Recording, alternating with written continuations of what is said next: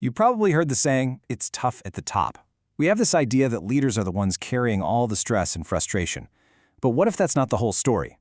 Today, we're diving into some really interesting research that uncovers what's called an emotion gap, a huge difference between how leaders think things are going and how their teams are actually feeling. So let's get into it. Yeah, it's good to be the boss. We tend to picture leadership as this constant high-wire act, right?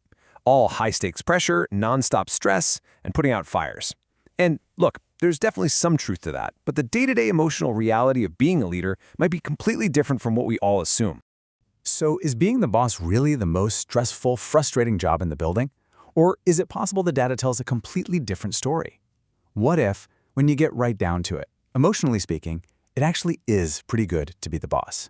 To figure that out, we have to move past our assumptions and look at the actual evidence. This isn't about guesswork. This is about what nearly 1,000 real employees had to say about how they feel at work. Let's see what the data actually reveals. So this research comes from Accordant Advisors. They surveyed close to 1,000 employees across the US and asked them some pretty simple questions. How do you feel at work? And the answers, well, they uncovered this really striking emotion gap. And here's the art of it all in one table. I mean, the gap just jumps right off the page. When you look at positive emotions, things like feeling respected and empowered, senior leaders are way ahead. But then, when we flip over to the negative emotions, like frustration and stress, the whole story reverses. Suddenly, it's the employees who are really feeling the pressure. Let's break these down one by one. Okay, first up, respect. We're talking about a massive 17-point gap here. That's not just a small difference. That points to a really fundamental disconnect in how people experience their daily work, how they're recognized, and whether they feel valued for what they bring to the table. Now, look at empowerment. The gap here is even wider, a staggering 22 points. And what that really means is a sense of agency. Leaders feel like they can make decisions and influence what happens, but a huge chunk of their employees, they feel like they just can't. And here's where the story flips. Almost half of all employees say they feel frustrated. Compare that to less than a third of leaders. And, this isn't just about being in a bad mood. This is about hitting roadblocks, dealing with red tape, and feeling like you just can't get things done.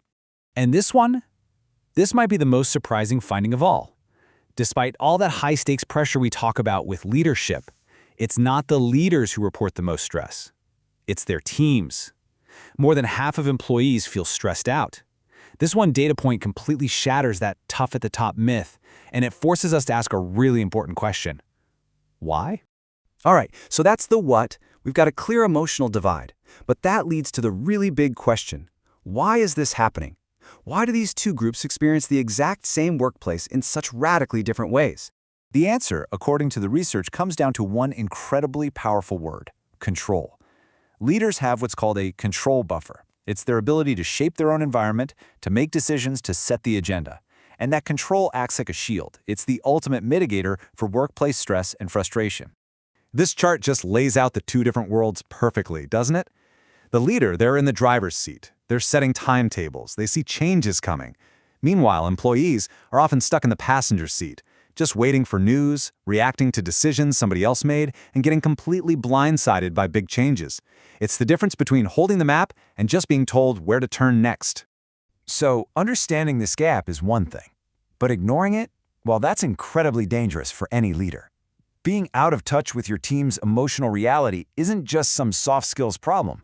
It's a huge business risk. Think about it. When you're disconnected from how your team feels, your big announcements can seem totally tone-deaf. That makes your actions ineffective because you're trying to solve problems that aren't the real problems. And ultimately, that can lead to some truly disastrous decisions, all because you're operating with a broken picture of your own organization. So, what's the bottom line here? When you're faced with all this data, what's the one single thing that every leader needs to do? Well, it all comes down to one core idea. You've got to bridge that gap.